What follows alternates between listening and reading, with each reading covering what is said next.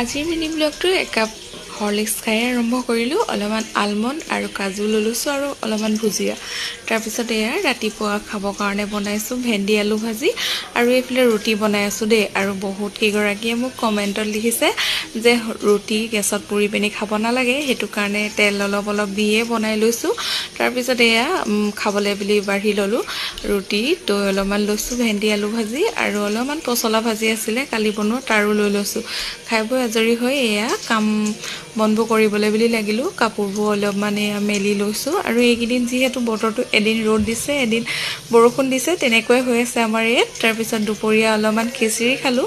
খাই মেলি এয়া ডালিম লাগি আছিলে ঘৰতে, ডালিমটো অলপমান বেয়া হোৱা যেন দেখি ছিঙি আনিলোঁ। আৰু মোৰো যিহেতু হিমোগ্ল'বিনটো অলপ কমি আছে সেইকাৰণে ভাবিলোঁ ঘৰতে লাগি থকা ডালিমটোৱে খাওঁ। ছিঙি আনি দেখিছোঁ মোতকৈ ডালিমটোৰহে হিমোগ্ল'বিন কম হৈ আছে মানে।